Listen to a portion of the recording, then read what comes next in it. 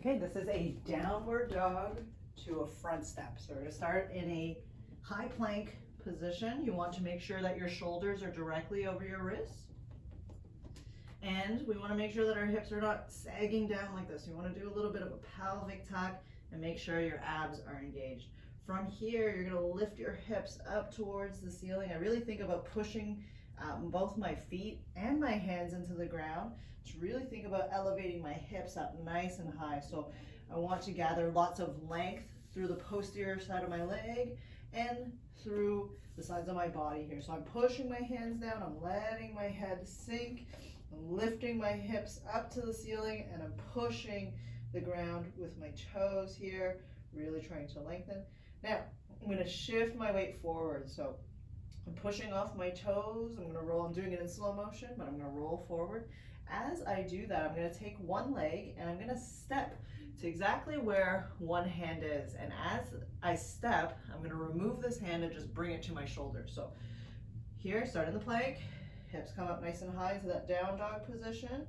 And then as I shift my weight forward, I'm gonna step. So see how I've just replaced my hand with my foot, and the other hand comes up, and I'm thinking about bringing my chest to peer upwards. So I went from facing down, and now I'm looking straight ahead. You can think about taking that hand and drawing back, engaging the lats and the rhomboids, and then we're just gonna do the opposite. So as I put my hand down to the ground, my leg is going to shoot back, and then I'm gonna pull, so I'll be in a plank position, so I'll do that now. Plank position, and now I'm gonna go back into my downward dog. From here, we're just gonna do the other side. So as I shift my weight forward, I replace that hand with my foot, and then the hand comes up to the shoulder blades.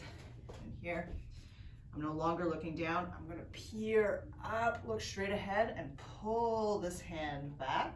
And then that hand comes down, leg shoots back, hips come up nice and high.